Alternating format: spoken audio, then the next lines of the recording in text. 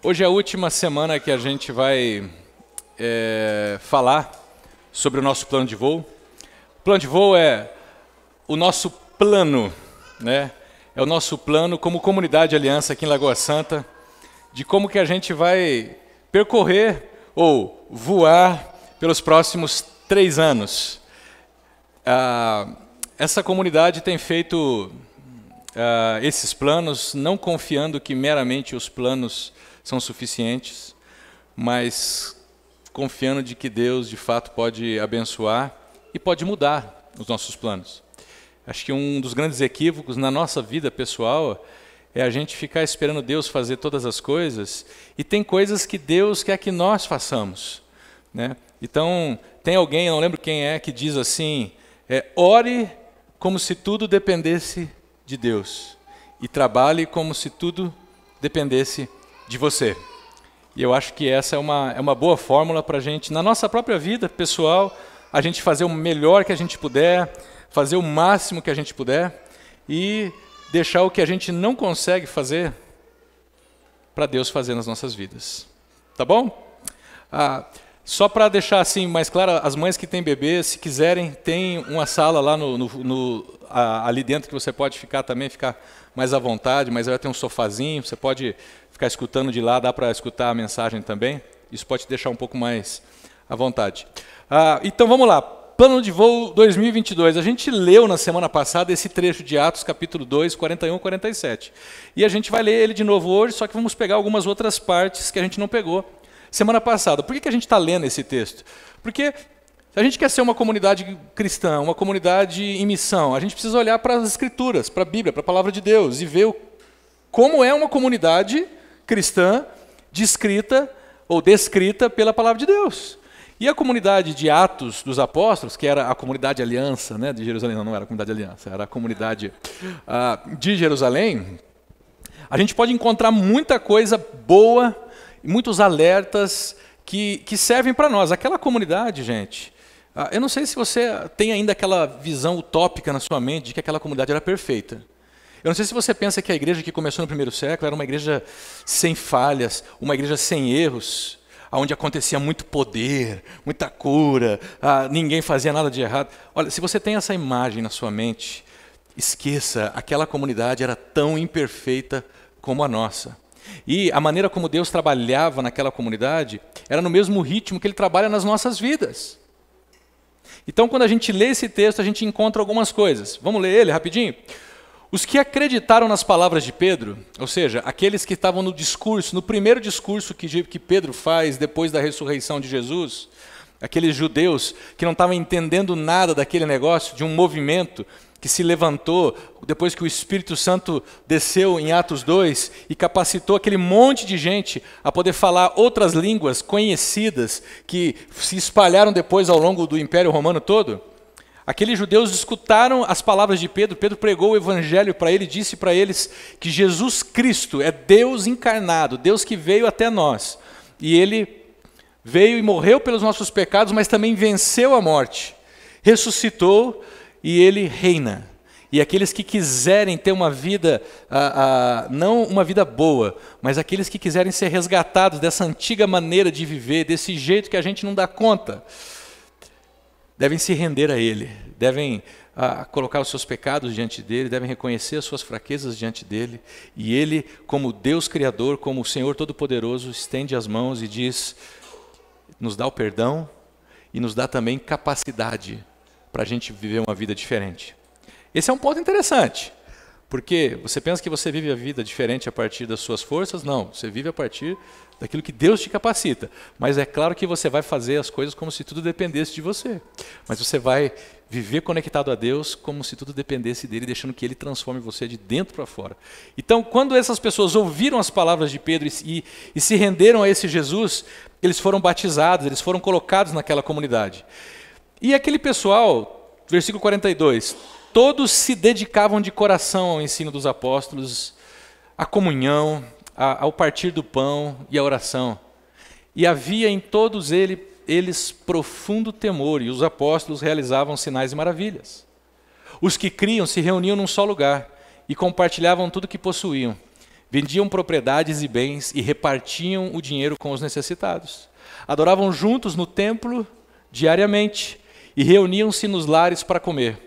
E partiam um pão com grande alegria e generosidade, sempre louvando a Deus e desfrutando a simpatia de todo o povo. E a cada dia o Senhor lhes acrescentavam aqueles que iam sendo salvos.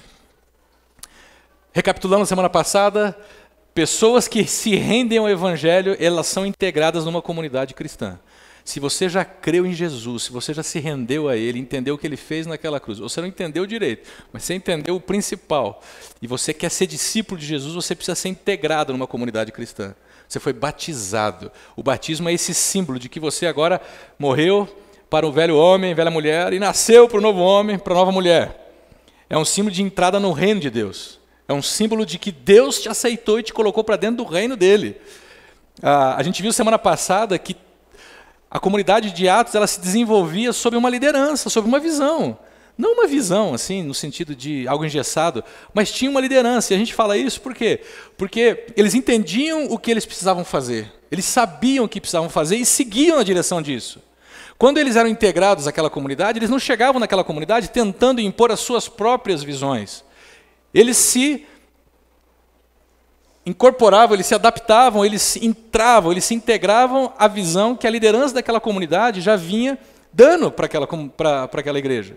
E no nosso caso aqui, como Comunidade Aliança, o cerne da nossa visão como igreja é esse daqui.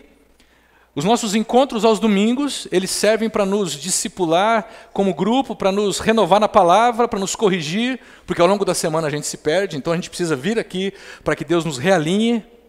E os grupos de vida durante a semana, que é um período mais informal e não é feito nesse grupão todo, é feito num grupo menor, onde você pode ser cuidado, onde você pode cuidar, onde você aprende e onde você cresce nos relacionamentos. Olha, eu cresci em igrejas onde os conceitos eram muitos. A ênfase dada no ensino era de informações. A gente aprendia muita coisa, a gente sabia quantos livros tinham a Bíblia, a gente sabia os contextos, o histórico da época, a gente sabia quem tinha escrito os evangelhos, mas parece que a gente sabia pouco o que isso significava na prática. Então, a nossa comunidade, ela quer ser uma comunidade que, sim, ensine a palavra de Deus, mas eu vou te dizer um negócio, se você quer fazer um curso de teologia, eu posso indicar cursos bons para você poder se aprofundar. E você deve ter alguns aqui da nossa comunidade que estão fazendo. À distância, está sendo ótimo, excelente. Nós temos na nossa comunidade períodos de ensino? Temos períodos de ensino. Mas a ênfase dessa comunidade aqui é que a palavra ela se torne prática na nossa vida. Então, quando você vai num grupo de vida, por exemplo, onde você não tem aquele estudão elaborado, não é porque a gente não dá valor a isso.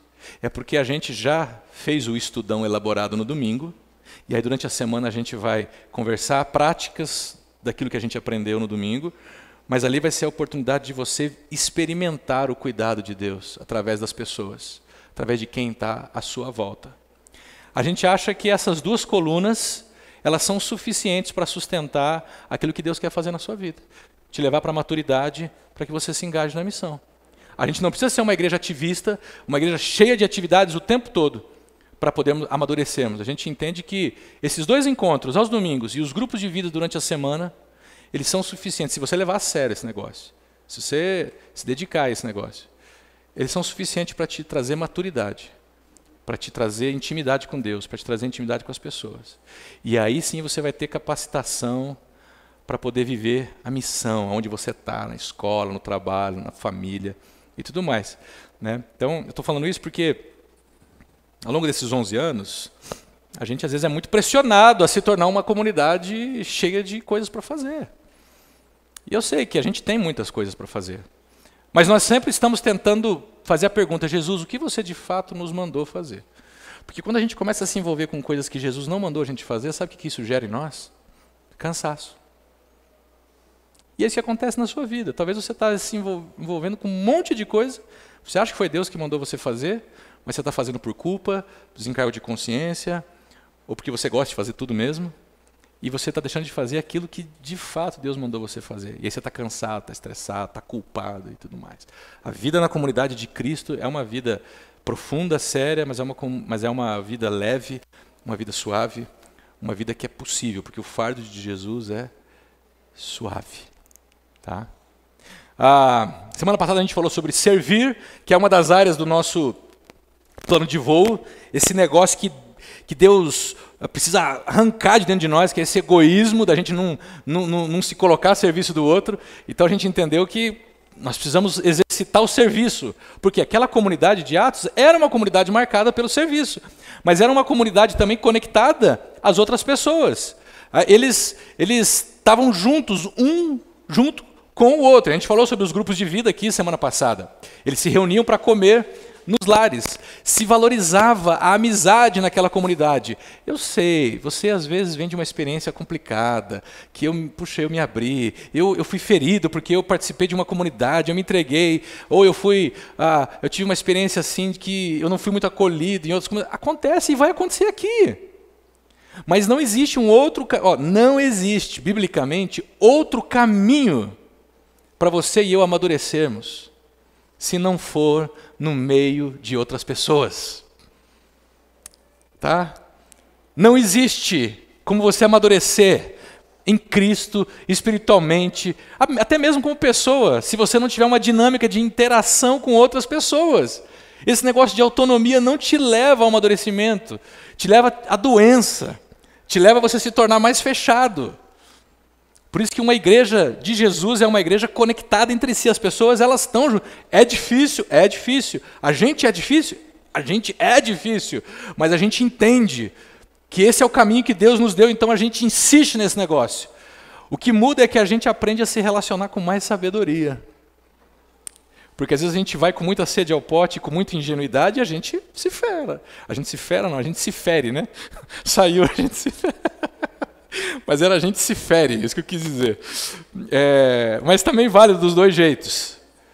Então, quando a gente vai amadurecendo, a gente vai aprendendo a lidar com o outro. A gente aprende, por exemplo, a estabelecer limites na relação. Imagina que você é uma casa. E as pessoas que se relacionam com você, elas te visitam. Então, tem pessoas que você recebe no portão. Porque elas não têm tanta intimidade para você chamar para dentro. Tem outras que você já recebe na varanda. E outras até você recebe na sua sala.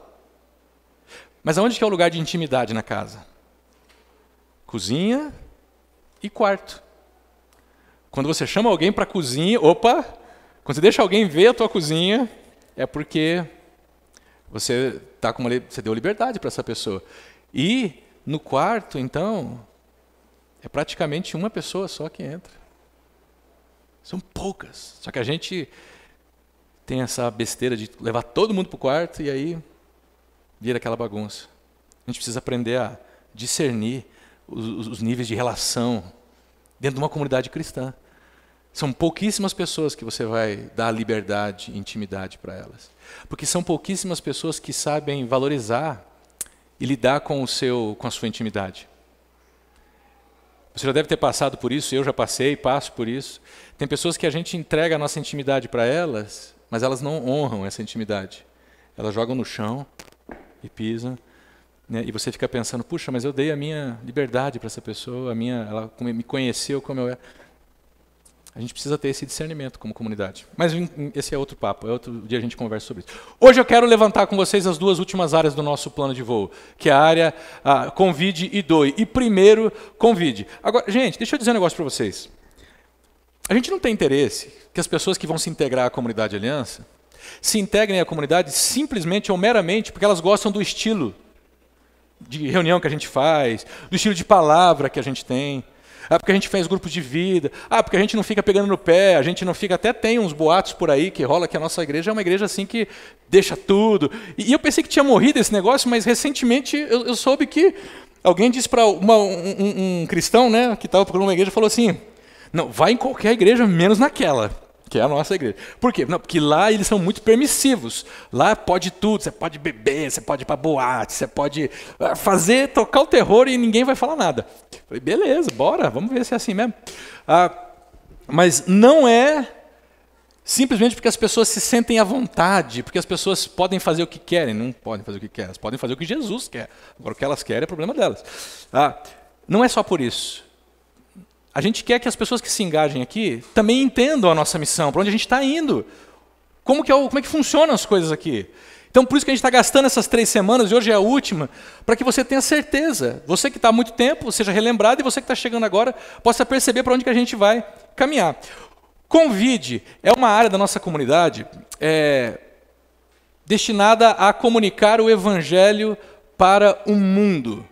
Tá? A área do Sirva, que a gente viu semana passada, ela serve esse espaço. Ela serve quando a gente se encontra. Então tem várias coisas para servir. O Conectar-se, ou Conecte-se, é uma área que comunica o Evangelho, que ensina o Evangelho para dentro dessa comunidade. Agora, o Convide é uma área que cuida de ensinar o Evangelho para fora dessas 4 paredes. E aí, isso está em Atos, capítulo 2, 47, diz que a cada dia o Senhor acrescentava os que iam sendo salvos. Essa comunidade de Atos é uma comunidade aberta para fora. É uma comunidade que não é um gueto evangélico, que se fecha e se enclausura dentro de si, e qualquer pessoa que entra dentro desse gueto não consegue entender, não consegue interagir. Essa comunidade de Atos, ela é uma comunidade que, embora ela seja profunda na sua vida interna, ela é aberta para quem quiser entrar.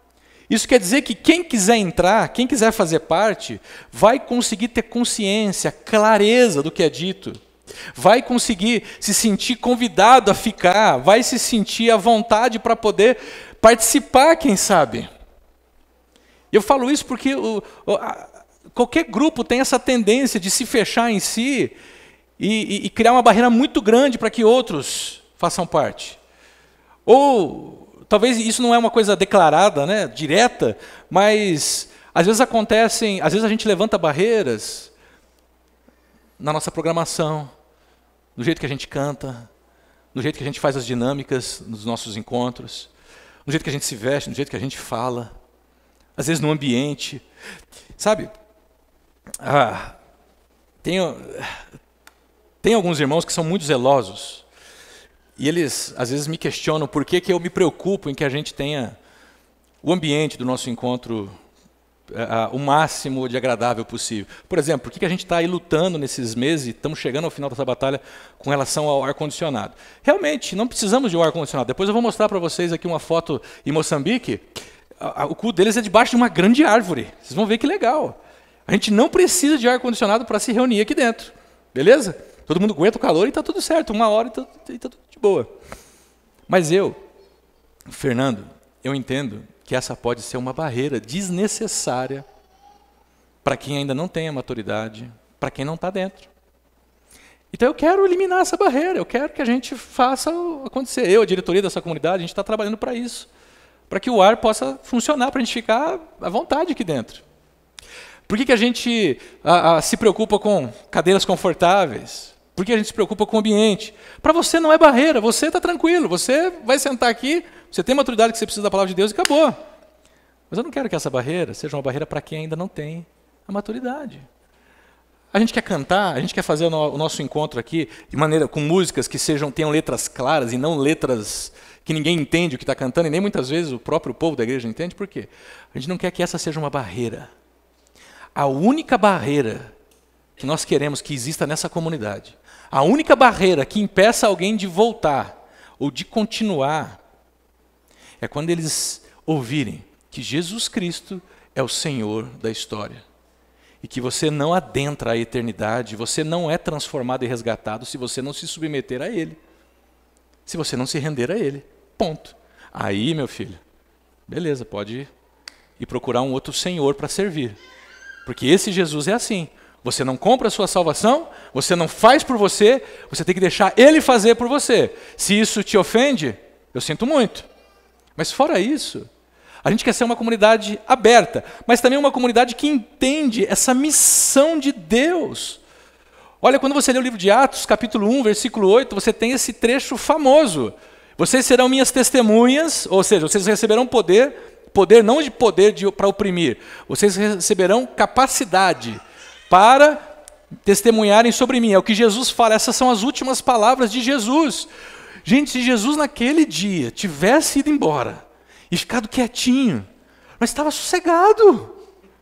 A gente estava tranquilo, não precisava fazer nada. Se Jesus falasse assim, gente, olha, faça uns encontros aí, junta um dinheirinho, faz um churrasco, faz uma confraternização em vocês, aí quando eu voltar a gente faz junto isso aí. Pô, estava tranquilo. Mas Jesus fez questão de deixar como últimas palavras dele, final de Mateus, final de Marcos, final de Lucas, e começo de Atos. Vocês receberão poder quando o Espírito Santo descer sobre vocês. Poder para quê? Para oprimir os outros? Poder para passar por cima de todo mundo? Poder para vencer tudo? Poder para andar sobre as águas? Sobre a tempestade? Não. Poder para ser minhas testemunhas em toda parte. Até nisso nós precisamos dele. Em Mateus a gente viu 2 semanas atrás que ele disse, vão e façam discípulos sobre todas as nações, ensinando a eles a obedecerem tudo que eu ensinei para vocês. E eu estarei com vocês. Então, Jesus nos deixou essa missão. Agora, como que a gente faz essa missão? Pô, ele não deixou escrito. Como que a gente faz a missão? Ele só deixou qual é a missão. Qual que é a missão? Fazer discípulos. Ensinar as pessoas a obedecerem o que ele tem ensinado. Ok. Como, Jesus? A gente se reúne no auditório? A gente bota PowerPoint? A gente imprime apostilas? Como, Jesus, que a gente faz isso? E Jesus não fala isso propositalmente, porque ele sabe que ao longo dos anos, das eras, cada cultura, cada povo vai ter o seu jeito de aprender melhor. E hoje, no século XXI, onde nós estamos no Ocidente, em Lagoa Santa, Brasil, essa ainda é uma forma da gente ensinar, mas ela está se acabando. Né? Daqui a uns anos vai ser diferente. Mas, enfim, a missão de Jesus é para a gente ser uma bênção para os de fora. Assim como ele falou para Abraão, cara, sai da sua terra, sai da sua zona de conforto e vai ser uma bênção. Vai na direção daqueles que se dispersaram de Babel. Então nós temos essa missão de sermos uma bênção. E o Convide é uma área da nossa igreja que vai cuidar disso. Através de quê? Projetos sociais. Não, nossa igreja não vai abrir um projeto social, mas o Convide vai ser a área que vai talvez fazer a intermediação, talvez vai ajudar você a se conectar a um projeto social. Por quê? Porque às vezes você precisa, antes de falar do Evangelho, às vezes você precisa fazer algo na prática que mostre que o que você vai falar é coerente com a sua vida. Agora, tem outros momentos que antes de você fazer algo, você precisa falar. Então você tem eventos, que esse grupo vai cuidar de alguns eventos para fora. Encontro de jovens, de casais, bazar. O que foi, Lu? Festa junina. Isso aí, a Lu fica ali falando tal. É bom que daí quando a Lu fala sozinha, né, ali, está assim, escutando eu falar. Aí quando eu peço alguma coisa, então ela falou festa junina. Ou seja, tudo que a gente pode fazer para que outras pessoas ouçam essa mensagem e queiram se render, nós vamos fazer. E é o pessoal do Convide que vai trabalhar com isso. O pessoal do Convide é aqueles que estão organizando e estão cuidando da parte, por exemplo, de divulgar o que é a nossa comunidade local e nacional e internacional. Ó, ficou bom, hein, gente? Falei. Local, nacional e internacional tem feito ao lugar do mundo, ao redor do mundo. Porque a Aliança Cristã e Missionária, para alguns é só a Aliança de Lagoa Santa, mas a Aliança Cristã Missionária tem 130 anos, é um movimento que nasceu no final do século XIX. E a Aliança nasceu não para ser uma denominação, não nasceu para ser uma igreja, instituição. Ela nasceu como um grupo de cooperação entre outras igrejas para levar o Evangelho ao redor do mundo. Depois de alguns anos, esses trabalhos que começaram ao redor do mundo, eles tinham que continuar, eles tinham que se oficializar, e daí virou a Aliança Cristã e Missionária. Então nós temos trabalhos ao redor do mundo que nós aqui não apoiamos diretamente como responsáveis, mas nós somos parceiros desse trabalho. Plantação de igrejas, igrejas como essa, que estão nascendo em alguns lugares. Tivemos a oportunidade de ter uma rede de igrejas nascendo no sul do Brasil, Curitiba, Joinville e Ponta Grossa. Depois vou mostrar algumas fotos para vocês. O Convide vai ser a área que vai trazer você, para você se inteirar mais disso. E se você quiser participar trabalhando nesse negócio, você vai poder se engajar. Então, é isso que a gente está fazendo nesses próximos 4 anos. Você é convidado para isso. Eu quero chamar a Sara, a Marçal aqui, ou a Sara Walterson, ó, gostaram? Mãe do Miguel. A Sara é quem tem ficado responsável de coordenar essa área na nossa comunidade. Ela vai explicar para vocês de maneira mais rápida, mais objetiva também, como que você pode se engajar nesse negócio. Oi, agora foi. Oi, tudo bem, gente? Bom dia. Vou pegar minha colinha aqui, porque eu quero ser sucinta. Eu falo muito, tá? Pode usar a mesa aí. Pode usar a mesa se quiser, tá. Sentar. Não.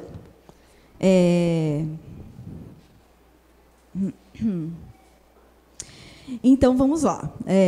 Eu tive essa responsabilidade, né, toda vez que a gente se propõe a algo, tanto na nossa vida quanto na vida com Deus, nós precisamos entender que não é um fardo, é uma responsabilidade que você assume.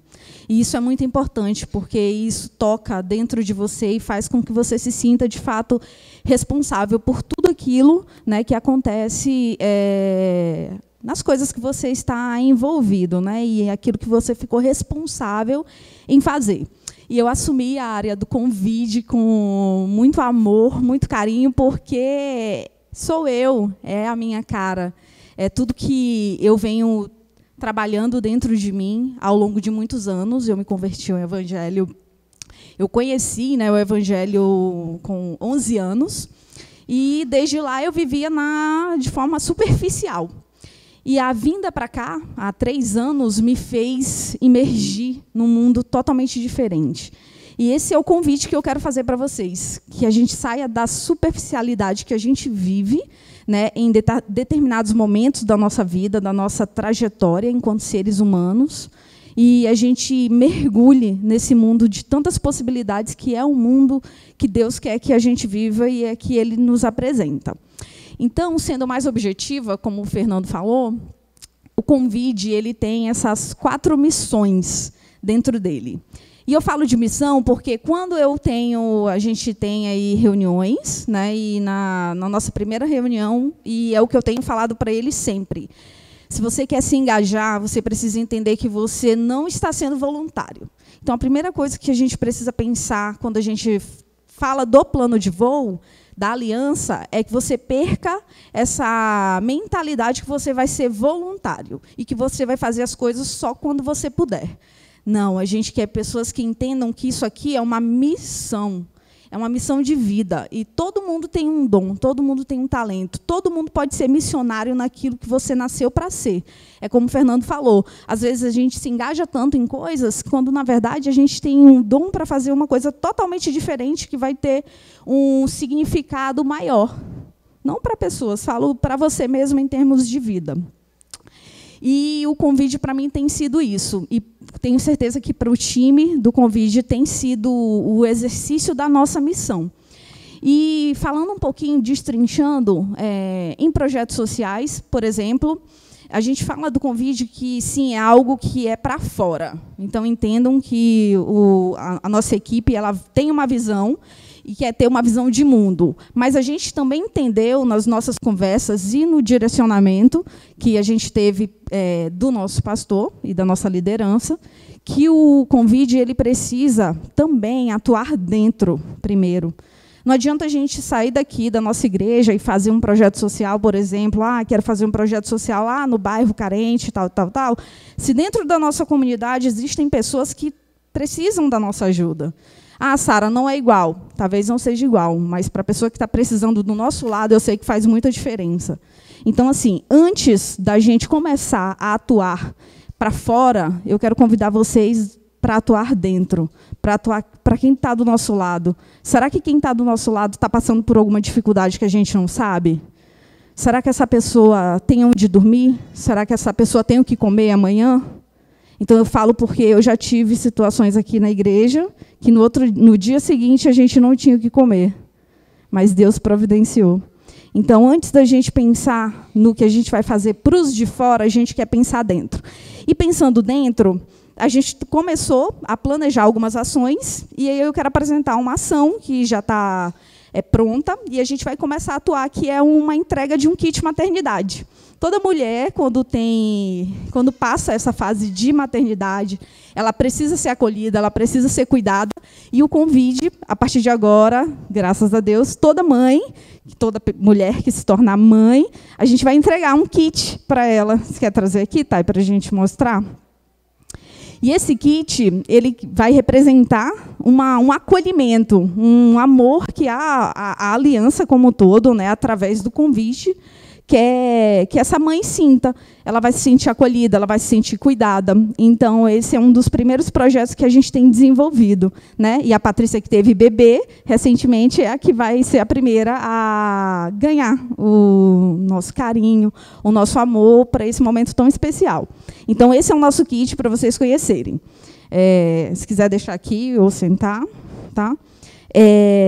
Continuando rapidinho, falando a respeito de projetos sociais, a gente divulgou na nossa primeira informação aqui, quando a gente começou a falar do convite, de um link, que é um link para parceiros. O que isso significa? A gente manda um link, o Fernando mandou para vocês, e nesse link a gente tem inscrições de profissionais. Então, até agora, nós temos 5 profissionais inscritos. 6 hoje? Nossa, ótimo. Hoje a gente teve mais um inscrito. E esses profissionais, como que vai funcionar? Sara, eu vou ter que atuar todo dia? Não, vai funcionar assim. Vou dar um exemplo. A gente pensou em fazer uma caminhada da aliança, né, na cidade de Lagoa Santa, onde a gente poderia mobilizar todas as igrejas, chamar, convidar. E aí, nesse dia, a gente quer ter um profissional que atenda alguma parte da saúde. A gente precisa de parceiros para que a gente idealize os projetos e que essas pessoas estejam juntamente conosco, somando forças, para que a gente faça acontecer. E como é que eu vou saber que você está disponível para atuar? É quando você preenche o link que está lá no cadastro, e lá você vai fazer um cadastro rápido, dizendo o nome, telefone, a área da sua profissão ou prestação de serviço, ou, enfim, o que você quiser. E aí você tem lá um cadastro e você passa a ser nosso parceiro. E aí, quando a gente começar a fazer as ações, a gente vai te contactar e vai dizer. Outra coisa, o link que você preenche te dá também a possibilidade de ajudar o irmão. Então, eu já tive situações em que a pessoa me perguntou, gente, tem algum, por exemplo, um advogado aqui na igreja que possa ajudar? Tem pessoas que não têm condições de pagar. Entendeu? Então, o convite, ele quer fazer o elo entre quem pode oferecer, quem pode dar e quem está precisando receber. Então, antes da gente começar a atuar para fora, primeiro a gente precisa atuar aqui dentro. Então, essa é a nossa primeira missão aí. Falando de eventos, eu vou falar rapidamente. A gente está com um planejamento para o encerramento do nosso ano. A gente está finalizando amanhã, nós vamos ter uma reunião, e aí no próximo domingo a gente já vem com mais detalhes para vocês, tá bom? Também em projetos sociais, a gente pensou em fazer uma rifa para arrecadação de fundos. Só para vocês terem noção. E vale ressaltar, Fernando, não me mata, que a aliança, ela não é uma igreja que você chega e você vai ver uma hora de pedidos de valor. Uma hora de que a pessoa gasta aqui na frente pedindo para você fazer doação, para você fazer seu dízimo, para você, porque isso você vai ganhar isso e aquilo. Não. Aqui se prega a palavra, e isso me encantou, porque eu ouço aqui, de fato, o evangelho. Mas, quando se trata de fazer coisas, a gente precisa ter o dinheiro. Todo mundo sabe, dinheiro é preciso para viver. Para a gente fazer esse kit aqui, por exemplo, nós gastamos uma média de R$150. Então, tudo que a gente vai fazer, a gente precisa ter um fundo. E o projeto social vem aí trazendo uma rifa para a gente começar a fazer arrecadações, para a gente ter esse valor.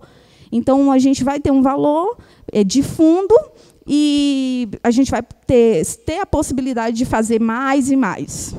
E, falando a respeito de missões e plantações de igreja, qual que é o nosso papel, como o Fernando falou? É dar visibilidade. Então, talvez, eu, por exemplo, foi bem novo saber que nossa igreja tinha e mantinha financeiramente outras igrejas que saíram daqui. Isso é muito bom. Talvez vocês não sabiam, eu também não sabia no dia, né? Agora eu sei. E, para que isso aconteça e para que vocês saibam, a nossa área vai atuar. Então, sem mais delongas, eu quero convidar o time que hoje faz parte do convite. Eu vim aqui à frente para que vocês conheçam, podem vir, e enquanto eu vou falando. E em missões e plantações é a mesma coisa. Sara, a gente vai sair daqui e vai fazer uma missão lá no interior do estado de Minas Gerais? Ainda não. Primeiro, a gente tem que atuar dentro de casa. O que já acontece hoje aqui que a gente não sabe? É o que a gente vai começar a fazer. Em missões e plantações, a gente quer trazer visibilidade. Então, por exemplo, a gente tem aí a responsabilidade de trazer um projeto, que a Patrícia, que está lá em Moçambique, vai começar, que é adotar uma criança. Então, nesse mês de dezembro, a nossa área vai começar a divulgar para que vocês tenham a oportunidade de adotar uma criança que está lá, com uma quantia mínima de R$20. Então, o que R$20 faz diferença, claro. Mas, em comparação ao que você vai fazer para uma criança que está lá, não tem comparação. Então, esse aqui é o meu time. Obrigada por vocês estarem se comprometendo com a igreja, com a fé de vocês, com o que vocês acreditam. Eu também agradeço ao Fernando pelo apoio. E aqui fica o meu convite, né? A gente não quer que nada seja pesado para ninguém. A gente quer que tudo seja leve. Cada um aqui se ajuda.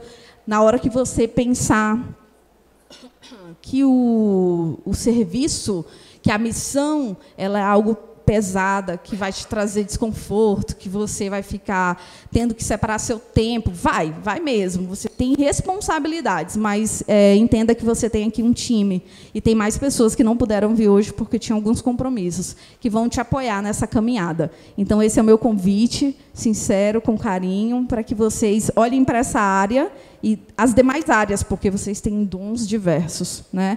E façam parte. Não deixem de fazer parte, porque é uma experiência realmente de transformação que a gente tem vivido. Acho que obrigado, Sara. Eu esqueci alguma coisa? Não. Vocês podem procurar a Sara depois. Isso. E ela vai inserir vocês nesse projeto. Valeu. Olha, falando em dinheiro, esse é um negócio que a gente às vezes não gosta muito de ouvir sobre dinheiro, mas todo mundo gosta de dinheiro. É interessante isso. A gente não quer ouvir, mas a gente gosta de dinheiro. E essa última área, que é a área do DOI, ela tem essa missão. Arrecadar fundos. Não é essa a missão do DOI. O DOI não tem como missão arrecadar fundos. Não é angariar dinheiro. Não é fazer um fundo. Vamos ler juntos qual que é a missão do DOI? Exercício de dons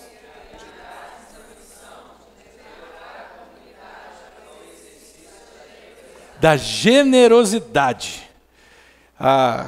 Por exemplo, esse texto de Atos que a gente leu. Os que criam se reuniam num só lugar e compartilhavam tudo que possuíam. Tudo que possuíam. Compartilhavam.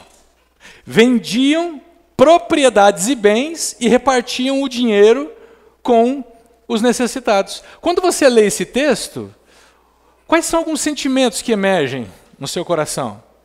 Provavelmente um deles é esse aqui, ó. O sentimento de capitalismo.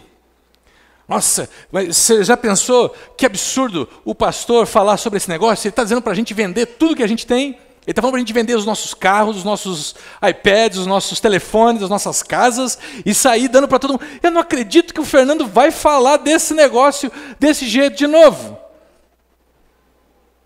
Será que é isso que o texto está falando? Mas também tem o pensamento socialista. Está vendo? Os discípulos de Jesus, eles viviam, todo mundo tinha todo mundo. Claro que os apóstolos, né, era um pouquinho melhor, mas todo mundo compartilhava as coisas, todo mundo dava o seu dinheiro. Está vendo? Jesus já vivia o socialismo antes mesmo de Karl Marx falar alguma coisa sobre isso. E é assim que nós temos que viver. Será que é isso? Não. Mas tem também o sentimento de psicanalista social. Tá vendo? Ó, você foi lá, você frequentou aquela comunidade, você pegou um líder carismático, um cara que ele fala, e ele vai te enrolando, de repente, quando você vê, você está dentro, e aí você não consegue perceber a enrascada que você está se metendo, e foi lá, ó, vendeu sua casa, vendeu o seu telefone, pegou o seu salário, deu, e agora você ficou sem nada. É isso que acontece no meio religioso. Será que é isso que esse texto está dizendo? Não! Esse texto, ele fala da relação que os discípulos de Jesus têm com o dinheiro. essa turma, quando eles entenderam quem é Jesus, quando eles se renderam a Ele, a visão de mundo deles mudou. E mudou a maneira como eles lidavam com o dinheiro e a maneira como eles viam o dinheiro. Por isso que você tem nessa comunidade, você tem pessoas que já perceberam que o dinheiro, por exemplo, não é o fim da vida, mas é o meio pelo qual a gente alcança os objetivos. Eles já perceberam que o dinheiro não pode ser um senhor a ser servido, mas que eles podem naturalmente pegar um dinheiro, uma nota e dar para alguém. E eles estão vivendo essa experiência comunitária. Eles não estão vendendo todas as suas coisas. Ali está dizendo que pessoas que têm a mais, elas não têm problema em vender, em tirar um dinheiro da conta, em pagar alguma coisa. Elas têm liberalidade, elas têm generosidade. Quando a gente fala de dinheiro, Jesus fala de dinheiro mais do que qualquer outro tema. Ele está o tempo todo confrontando os seus discípulos sobre dinheiro. Sabe por quê? Porque o dinheiro não é meramente um objeto. Alguém tem um nota de R$100 aí para me emprestar aqui? Ninguém tem? Vai lá, Haroldo, manda bala a Cris aqui também. Pode dar duas, não tem problema, isso é ótimo. Vocês podem... Ô, Teco, pega para mim. Aqui, tem a única aqui, ó, que ótimo, ó, beleza. Não esquece de pegar comigo depois, viu, gente? Que aqui é pastor, meu. Pastor, vocês têm que ficar esperto. Pastor pegou dinheiro, de repente assim, ó, pup, que dinheiro? Que R$100? O que vocês estão falando? Olha só, gente. Isso aqui é um objeto ou é um ser? Se isso aqui fosse meramente um objeto, você acha que eu ia perder o sono por causa disso? Você acha que eu ia mudar minha rotina por causa disso? Você acha que eu ia brigar com a minha família, com meus parentes por causa disso? Isso aqui é um objeto. Eu não perco o sono por causa desse banquinho. Esse banquinho não me faz brigar com ninguém, não me faz mudar minha agenda, não faz eu inverter as minhas prioridades. Esse objeto aqui não me faz ter a sensação de que eu posso todas as coisas. Esse objeto não me ilude achando que se eu tê-lo nas minhas mãos e ter um monte de banquinhos, eu vou ser a pessoa mais feliz do mundo. Isso aqui é um objeto ou é um ser? Richard Foster, famoso teólogo, escritor, ele vai dizer que o dinheiro, ele é mais que um objeto, ele é um Deus. E Jesus falava muito sobre dinheiro, porque essa era a devoção dos seus seguidores e daqueles que diziam seguir a Deus. O tempo todo Jesus está tendo que confrontá-los sobre a quem eles estão devotando a sua vida. Se ao dinheiro ou se a Deus. Por favor, Crasso, entrega de volta ali para a turma antes que eu resolva ficar com essa nota. Jesus fala sobre esse tema. Para Jesus, a nossa relação com o dinheiro tem a ver com quem nós servimos.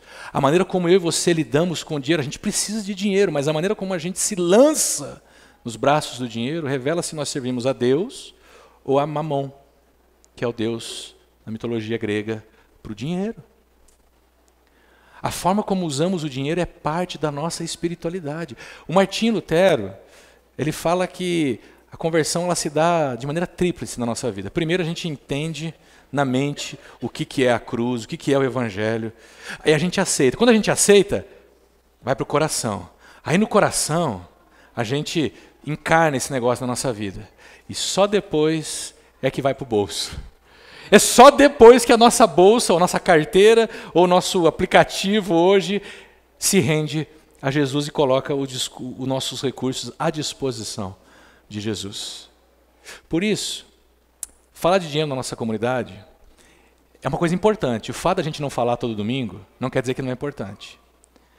Mas ele não é tão importante a ponto de pegar um espaço central do nosso encontro, que é para Deus, e devotar esse espaço ao dinheiro. Mas isso não é motivo para eu e você achar que não é com você que nós estamos falando. A pergunta não é se você dá dinheiro para a nossa comunidade ou não. A pergunta é, você já se rendeu ao Evangelho? Você já se rendeu a Jesus? E se você já se rendeu a Jesus, você está lidando diferente com o seu dinheiro? Ou com o dinheiro que Deus te deu? Porque se você não mudou a maneira como você vê e como você lida o dinheiro, ou você acreditou no evangelho errado, ou você acha que mudou alguma coisa e não mudou nada. Você acha que se rendeu a Jesus e não se rendeu coisa nenhuma. Como que Deus nos ajuda a nos mantermos mestres do dinheiro e não servos dele? Segura aí, não deixa cair o disjuntor, tá bom? Primeiro ponto, princípio do sábado. Fernando, o que tem a ver sábado com o dinheiro?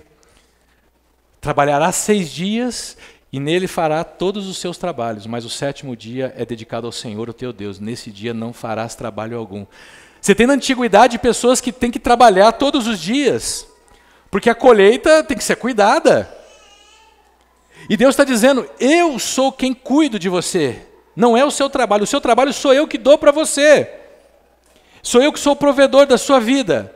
Então tem gente que gosta de ler só o descanso no sábado, mas ali diz, trabalharás. Você vai arrebentar de trabalhar naqueles 6 dias. É um princípio, faça tudo o que você tiver que fazer em 6 dias e descanse no 7º. Dedique ao Senhor o 7º. Tem gente que vive cansado, não é porque trabalha muito, não, é porque trabalha errado. É porque não consegue fazer todas as coisas nos 6 dias e vai deixando coisa para fazer no 7º. E aí não descansa e vira um estresse. Esse é um exercício de confiança, dizendo, Deus, eu vou parar o 7º dia. Ou um dia da semana eu vou parar e vou dedicar ao Senhor. Não é o sábado necessariamente do nosso calendário, mas é um dia que você diz, Deus, esse dia é dedicado ao Senhor. É dedicado para a minha reflexão, é dedicado para eu cuidar da minha família, é dedicado para eu fazer outra coisa que não tem a ver com o meu trabalho, por quê? Eu confio no Senhor. Eu confio que o Senhor é quem cuida de mim. Mas tem gente que acha que Deus deu permissão para a gente trabalhar de segunda a segunda para alguns. Que Deus deu permissão para você estudar de segunda a segunda e aí você vai tirando as coisas importantes da agenda. Esse é um princípio. É um princípio. Quer ficar livre do dinheiro? Não quer ser escravo do dinheiro? Olha esse princípio. Agora, olha esse outro princípio que Deus dá. Eu sei. Esse negócio dá Fernando, não acredito que você colocou esse negócio. Mas esse negócio aqui é um dos princípios. Tragam todos os dízimos ao depósito do templo, para que haja provisão em minha casa. Esse texto é escrito num contexto onde os sacerdotes eles não trabalham fora para se sustentar. Então eles cuidam do culto em Jerusalém, eles cuidam da espiritualidade, e eles são sustentados por esses dízimos. Isso é um contexto específico para o povo de Israel. Isso não é um contexto para nós. Nós não vivemos, aqui não temos um sacerdote, aqui nós não temos um templo. Eu não sou um sacerdote. Mas, quando Deus fala, tragam os dízimos e eu vou abrir a janela dos céus para vocês, eu estou dizendo assim, olha, traz o dízimo e você vai ver como é que esse dízimo que você está me trazendo não vai fazer falta para você. Eu é que cuido de você, porque eu que te dou o dinheiro, eu que te dou o emprego, eu que te dou a saúde, eu que te dou a inteligência para você ganhar o dinheiro, então larga a mão de ser mesquinho e traz esse dinheiro para poder isso ser usado para outras pessoas. Derramarei tantas bênçãos que não haverá espaço para guardá-las. Olha que legal, né? Aí a gente fala, opa, eu quero as bênçãos. E Deus fala, opa, então não precisa dar. Se você quer as bênçãos, não precisa dar o dízimo, não, esquece. Se você quer enriquecer e receber 3 vezes mais, e você vai cantar, restitui, eu quero de volta. Para com isso. Você não precisa dar nada. Porque esse não é o princípio. O princípio é você coloca à disposição de Deus aquilo que Ele já te deu. Bem, é a 10ª parte. É um princípio mínimo. Mas olha que legal, aquela comunidade de Atos, ela não está vivendo nem o sábado e nem o dízimo. Aquela comunidade de Atos, ela vive o princípio, sabe qual? Da generosidade. Olha o que Salomão falava, quem dá com generosidade se torna mais rico. Mas o mesquinho perde tudo. Aquele que segura o negócio na mão e diz... Ele pode dar, mas ele é mão de vaca mesmo. Ele não tem, o coração dele não mudou ainda. Ele segura tanto e depois ele vai perceber que aquilo não adiantou nada ele segurar, porque ele perde. Dinheiro, riquezas é como vento. Salomão, que é o homem mais rico da história da Bíblia, diz que isso é vento. Essa semana eu ouvi de uma pessoa bem-sucedida uma frase fantástica. Ela disse assim: as coisas materiais não te dão aquilo que elas aparentam ter. E é uma pessoa que tem um sucesso financeiro, uma pessoa que sabe do que está falando, uma pessoa que chegou lá em cima e pode dizer assim, ó, Aquilo que as coisas materiais e o dinheiro te promete, quando você chega lá, ele não te dá. Agora, o generoso prospera. Por quê? Porque quanto mais você dá, você doa, e não é quanto mais você doa para a igreja. Quanto mais você é generoso, seja com alguém, seja com uma instituição, seja com um familiar, com um amigo, seja lá o que for, quanto mais você doa, mais Deus derrama sobre você para você doar. E aí quando você entende que você não é uma represa de dinheiro, mas que você é um canal por onde o dinheiro passa, cara, isso fica muito bom. Ah, mas eu não tenho, eu ganho pouco. O lance aqui não é quantia, o lance é coração. É como que você lida com o dinheiro no coração. Se você ganha um salário mínimo, se você ganha 100 mil, olha, você vai lidar da mesma maneira. Se você não é generoso com um salário mínimo, relaxa, você não vai ser generoso com 100 mil, não vai ser. Então, generosidade é um princípio da nossa comunidade que nós queremos que você tenha. Não quero ficar aqui domingo após domingo coagindo você, implorando pelo amor de Deus. Eu quero que você tenha um encontro com Jesus e mude a sua maneira de lidar com o dinheiro e você seja maduro o suficiente, se você é membro dessa igreja, que você, sempre que você tiver um dinheiro, que você tiver a oportunidade, seja generoso. Eu não estou pedindo para você ser dizimista nessa igreja, estou pedindo para você ser generoso com aquilo que nós estamos fazendo juntos. Graças a Deus que essa comunidade tem pessoas comprometidas. São poucas, mas essa comunidade tem pessoas comprometidas financeiramente.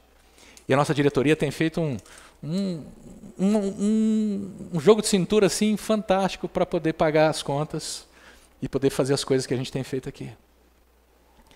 A gente, apesar disso tudo, nesses anos, a gente nunca abriu mão e não vamos abrir mão de sermos transparentes e de sermos sinceros com vocês. Nós não queremos o dízimo. Nós queremos a generosidade sua nessa área financeira. Porque isso é uma marca de quem encontrou Jesus.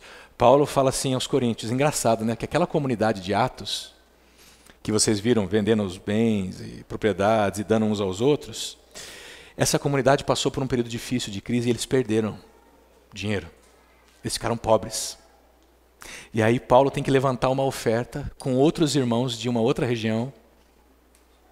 E aí ele levanta uma oferta para mandar para essa igreja que alguns anos antes tinha dinheiro para dar para os outros, para cuidar dos outros. E agora eles não têm dinheiro. E olha o que Paulo fala. Depois você lê esse capítulo inteiro que você vai ver muita coisa interessante. Mas ele diz, cada um deve decidir em seu coração quanto der, quanto dá. Não contribuam com relutância. Vou dar, mas... Sabe aquele assim que fala assim, mas é muito. Puxa, mas eu ganhei um dinheiro, pô, em vez de eu dar, sei lá, eu ganhei 50 mil, eu vou dar 5 mil. Não, 2 tá bom. Pá, você fica relutante. Paulo está falando, não, você não precisa ficar escravo disso. Você é livre em Jesus, inclusive para não dar nada. Não seja relutante. E nem por obrigação, como se alguém estivesse olhando para vocês. Nossa tesouraria não tem controle de quem dá e não dá. Sabe, por cima, porque tem acesso aos extratos, mas não é uma coisa que tem no controle. Então ninguém fica assim, fulano esse mês não deu, esse fulano a gente vai ligar. Fulano, você nunca vai receber uma ligação. Se um dia você receber uma ligação, dizendo que o pastor pediu para ligar para saber se você deu o dízimo, você chama a polícia, cara, que é estelionato. A gente nunca fez isso. E nunca vai fazer. Mas dê com alegria no seu coração. Participe desse negócio. Dizendo assim, Deus, olha, você pode dar o seu dinheiro para quem você quiser. Olha, eu vou dar um tiro no meu pé aqui agora, que depois vocês vão falar assim, Fernando, por que você foi falar isso? Você pode dar o seu dinheiro para qualquer instituição que você quiser nessa cidade, nesse país. Você pode ajudar o Médicos Sem Fronteiras, você pode ajudar o Instituto Conviver. Cara, você pode dar, mas seja generoso. Se você quiser contribuir aqui nessa igreja, nós vamos usar bem o seu dinheiro. Nós vamos fazer o melhor com o seu dinheiro. Dê com liberalidade, não dê querendo controlar o que a gente faz. Eu só dou se fizer isso. Não, dê e deixe que a liderança dessa comunidade, que vai prestar contas para você, ela faça o uso desse dinheiro. Isso é sinônimo de quem encontrou o Salvador. Sabe que quem deu tudo para você é o Salvador. Então, se você for generoso, Deus vai te incumbir de mais responsabilidade para você continuar administrando bem o dinheiro que Ele tem dado para você. Porque Deus é capaz de conceder todo tipo de bênçãos, para que em todo o tempo vocês tenham tudo de que precisam. Alguém aqui tem tido falta essencial de alguma coisa? Não, claro que não. Vocês estão aqui, vocês têm tudo. Nós não temos tido falta. Deus não deixa faltar o que nós precisamos. Agora, olha o que Paulo fala, muito mais ainda para repartir com outros. Ou seja, Deus é capaz de conceder todo tipo de bênçãos, muito mais para você repartir. O problema da teologia da prosperidade nas igrejas da mídia, e nessas igrejas que roubam o seu dinheiro, não é que eles dizem que Deus prospera você, é porque eles não falam para que Deus prospera. Porque eles falam, Deus te prospera para você. Mas a Bíblia diz, Deus te prospera, Deus te faz ter sucesso financeiro, mas para que você dê esse dinheiro, para que você passe adiante, você não fique com esse negócio, porque se você ficar com esse negócio, ele vai exercer domínio sobre a sua vida e vai se tornar o Senhor da sua história. E a melhor maneira, segundo o Richard Foster, de você dizer o dinheiro, botar o pé no pescoço do dinheiro e falar, sou eu que mando, sabe como é que é? É dando ele. Viu que o Haroldo e a Cristina não hesitaram? Pegaram a nota de 100, está aqui, ó. Mesmo que ela não volte mais. Está aqui, ó. O dinheiro, às vezes você bota a mão no bolso, ele te segura na mão e fala, não, por favor, você pode comprar mais um sapato, você pode arrumar aquele negócio no seu carro, não dá esse dinheiro para fulano, o fulano vai usar mal esse dinheiro. Ah não, o ciclano... Quando você manda no dinheiro, você pega o dinheiro e fala assim, meu filho, ó, eu vou te dar, ponto. Não crie vínculos afetivos e emocionais com o dinheiro. Isso vale para mim, irmãos. E eu faço isso. Eu tenho travado uma guerra federal com o dinheiro nos últimos anos da minha vida. Graças a Deus. Deus tem mostrado assim, ó, Ele é generoso comigo. Ele que provê o que eu preciso. Podemos ouvir um amém? Cadê o homem do dinheiro? Quando vocês virem um homem do dinheiro, o homem do doem, vocês vão querer na hora contribuir, porque o cara sabe como conduzir esse negócio. Eu quero convidar aqui o nosso querido Tiago Walterson. Pode vir, cara. Que é o marido da Sara. Esse que é o homem do dinheiro. Não, brincadeira, ele não é o homem do dinheiro, ele está coordenando esse projeto DOE. E eu acho que ele tem feito um bom trabalho com a sua equipe. É desprendido do dinheiro. É um homem que sabe administrar bem suas finanças. E, Tiago, por favor, ajuda a gente a levar esse pessoal à generosidade.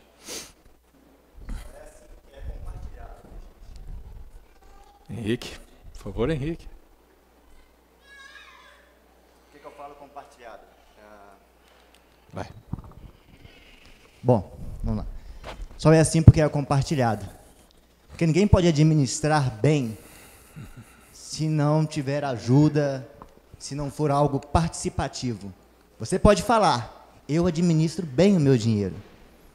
Mas as contas que chegam não parte da sua administração só. Tem interferência de outros. E no DOE não é diferente. Você não faz nada por si só.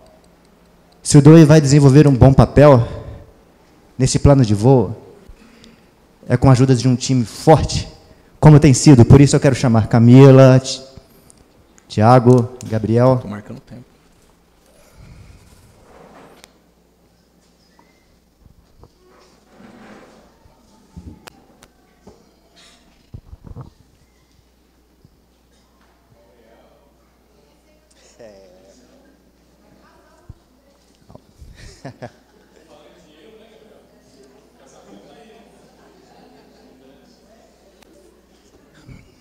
Hoje o DOE é composto por esse time belo.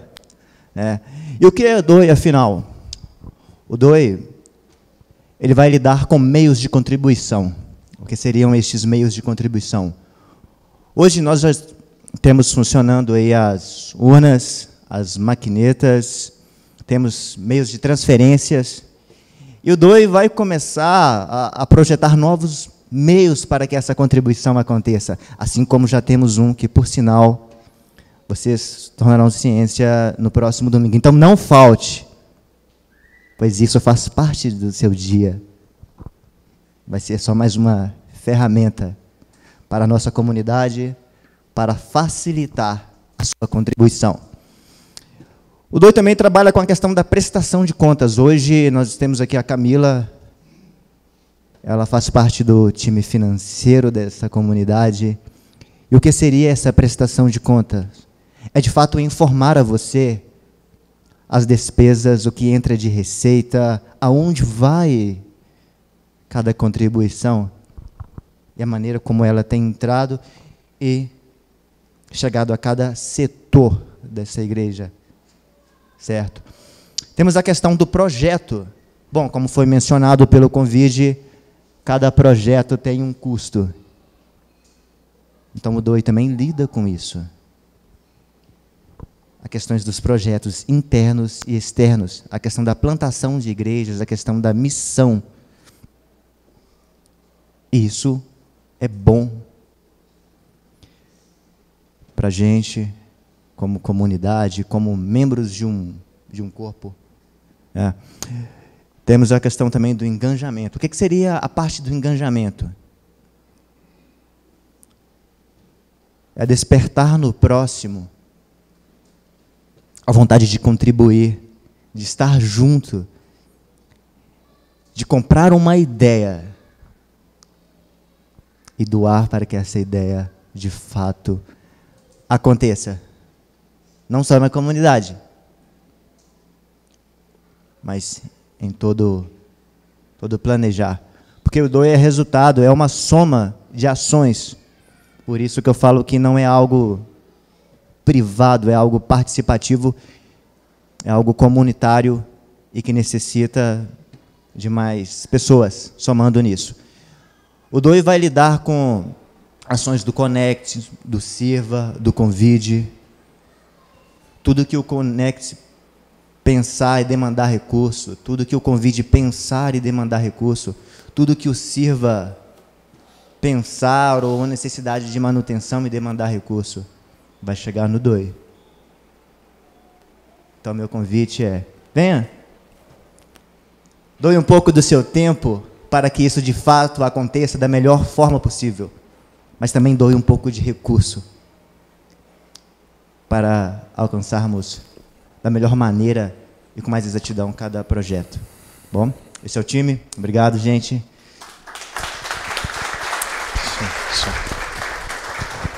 Obrigado, Thiago. Olha só, esse pessoal é de Moçambique. A Patrícia e Daniel têm começado um trabalho lá há pouco tempo, menos de um ano. E essas são algumas carinhas. Olha a árvore que eu falei para vocês.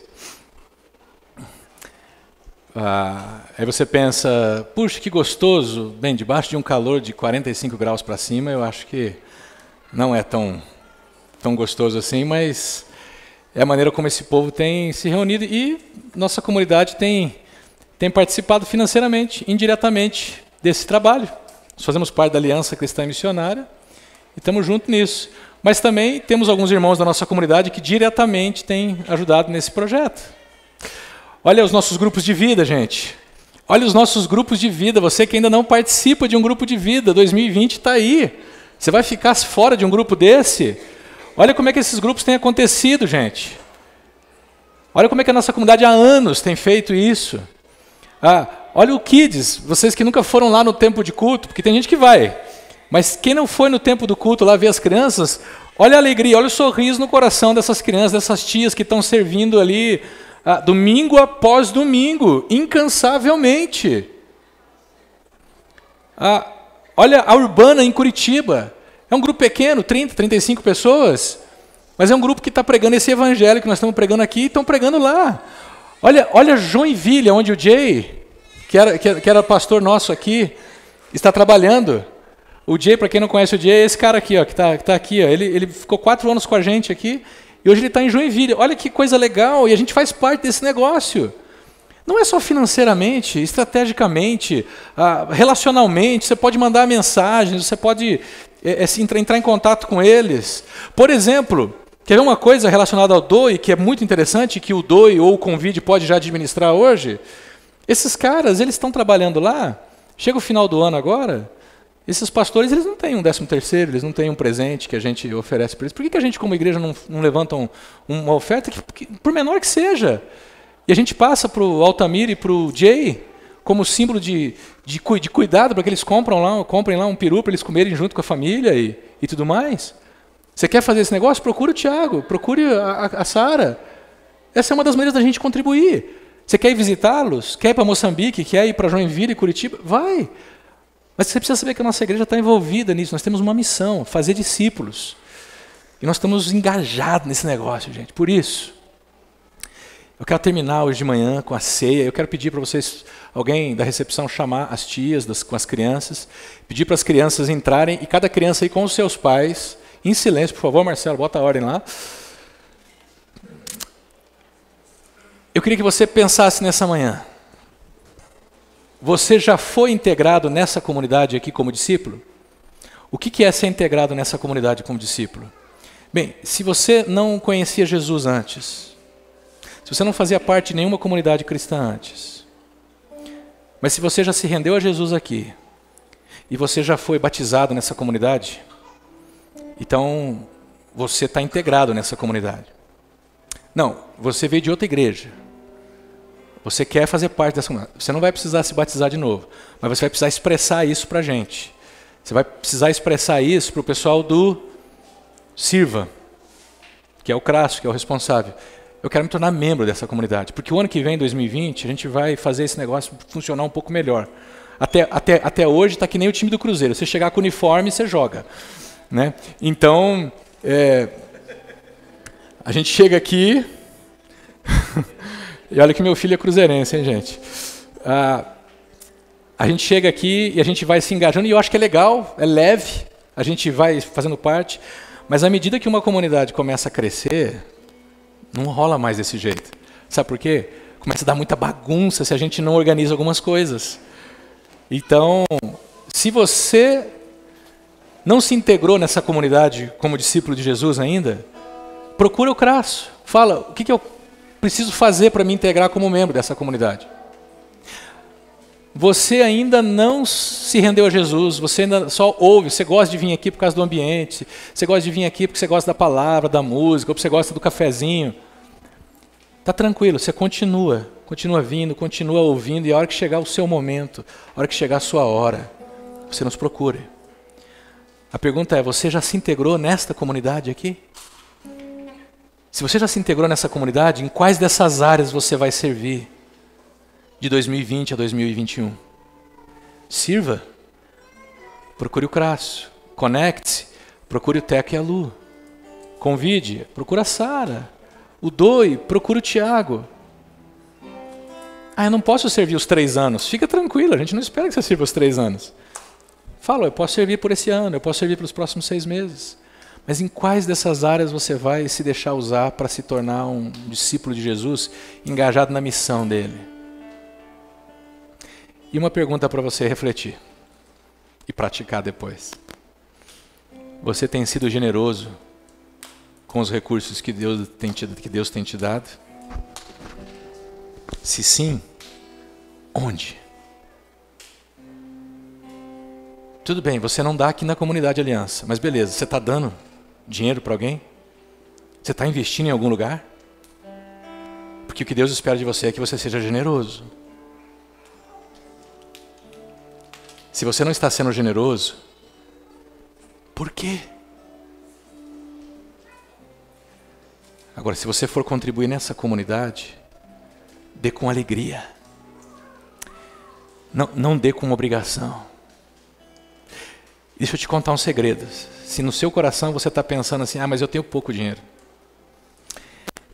As grandes forças financeiras de projetos no mundo não vêm daqueles que são ricos financeiramente. Vem daqueles que têm pouco. Sabe por quê? Quem tem pouco, quando doa se sacrificando. O cara que tem pouco dinheiro, ele bota a mão no bolso e fala assim, puxa, eu tenho 10, mas pô, tá precisando aqui, o negócio é tão legal aqui, ó. Vou dar 15, vou dar um pouquinho mais. Mas geralmente aquele que tem muito dinheiro, e nós somos esses que tem muito dinheiro, nós aqui, a gente bota a mão no bolso e tira lá 500 e fala assim, é muita coisa para eu dar nessa comunidade, 500. Então eu vou dar 300. Tá bom já, 300 já. Ajuda. Deus te conhece, Deus sabe como que você está. Tem um cara chamado Andy Stanley que ele fala que os ricos em dinheiro, que somos nós aqui, que vivemos com mais de $3.000 por mês, fazemos parte de 5% da população mundial, a gente sofre de anorexia financeira. Sabe o que é anorexia financeira? Quem é rico nunca admite que já está rico. Quem é rico sempre olha para quem tem mais dinheiro e fala, eu sou pobre. É como o anoréxico. Ele olha para o espelho, ele está ficando magro, mas ele ainda acha que ele está gordo. E nós, os ricos aqui desse ocidente, a gente sofre dessa mesma maneira. Então eu quero nessa manhã pedir para você colocar o seu coração diante de Deus e dizer, Deus, olha, eu quero primeira coisa, não é Deus me ajuda a contribuir mais. Não, isso é você que tem que contribuir. Mas que você diga, Deus, se o meu coração tem sido um coração avarento, me transforma, porque eu não quero ser avarento, eu quero ser generoso. Nas finanças também. Porque Jesus, naquela noite que ele foi traído, ele pegou o cálice, que era o suco de uva, e disse, esse suco de uva representa o meu sangue que eu vou derramar por causa de vocês. E eu dou esse sangue generosamente. Eu estou dando, ninguém está tomando de mim. Jesus disse que ninguém toma a vida dele, ninguém tirou a vida dele. Ele fala que ele deu a vida dele. Haroldo, Alessandra, tem como não chamar você, irmão? Se você entendeu o que significa Jesus morrendo, se você já se rendeu a Ele, eu te convido para você participar desse ato de generosidade que Jesus fez, derramando o seu sangue por nós. Mas naquela noite também, Ele pegou o pão e Ele partiu o pão e disse, esse é o meu corpo que eu estou partindo por causa de vocês. Vocês estão famintos de algo. Vocês estão famintos. Gente, por favor, fique comigo. Esse é um momento muito sério. Eu estou dando o pão que vocês precisam para alimentar a existência de vocês. Para que vocês não tenham mais fome. E eu estou dando isso, sabe como?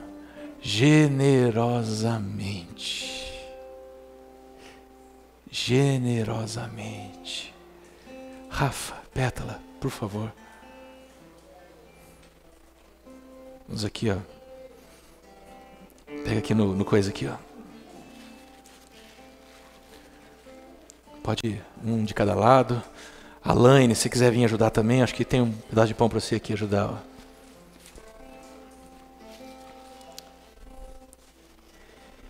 Esse é o grande... essa é a grande notícia, a grande boa notícia. A grande boa notícia de que Deus é generoso. De que Deus é amoroso comigo e com você. De que Deus nos oferece perdão. De que Deus nos oferece uma chance da gente começar de novo. Que Ele nos oferece a chance de nós nos arrependermos e seguirmos em frente, ainda que a gente caia de novo. Os braços dele estão sempre abertos. Essa é a notícia que nós, como comunidade cristã, comunidade de Jesus, somos desafiados a levar. Em palavras e na prática.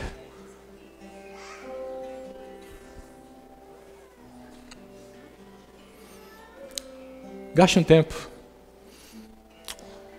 orando, refletindo tudo que foi conversado nessa manhã.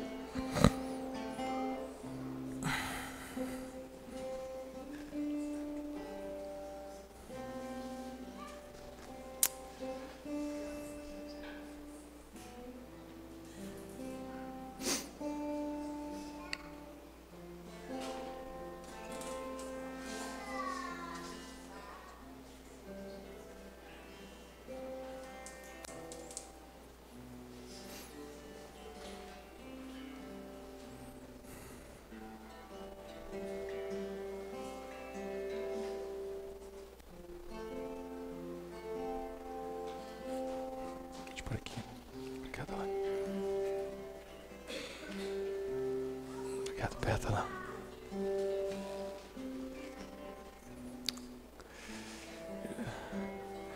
Jesus, obrigado por essa manhã. Mas obrigado também por esse momento da nossa vida. Esse momento que a nossa comunidade tem vivido, Senhor. Esse momento que a gente tem percebido o Senhor se movimentando e nos levando a um compromisso mais profundo contigo, Jesus. É bom ver a maneira como o Senhor tem trabalhado nos nossos corações e mentes. É bom. Continua trabalhando em nós, continua nos livrando da escravidão do dinheiro, do egoísmo, da covardia. Continua nos fazendo homens que confiam em Ti, mulheres que são cheias do Teu Espírito. Homens e mulheres que são capacitados por Ti, Senhor, a fazer o que o Senhor nos chamou para fazer. Muito obrigado pelo que o Senhor fez na cruz por nós. Teu amor incondicional, pela presença que o Senhor nos dá constantemente, Jesus. Nos renova nessa manhã, nos alinha para a gente seguir em frente. Vamos comer o pão juntos?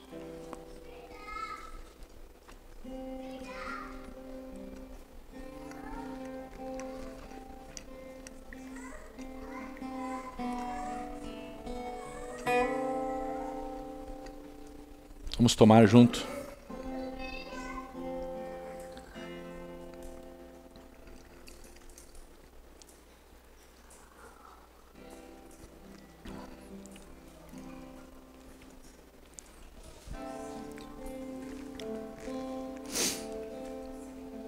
Você é parte de uma família muito maior, chamada Igreja de Jesus. Valorize isso. Viva isso. Deixa Ele afetar a sua vida com isso. Continue na caminhada. Daqui anos, décadas, você vai olhar para trás e você vai se sentir mais grato ainda de ter sido inserido nesse negócio. Que a graça de Jesus, que o amor do nosso eterno Deus e Pai, e que o Espírito Santo, sobre nós, Ele possa nos capacitar dia a dia a sermos as testemunhas que Jesus quer que nós sejamos. Com as nossas habilidades, com o nosso tempo e com os nossos recursos também. Amém.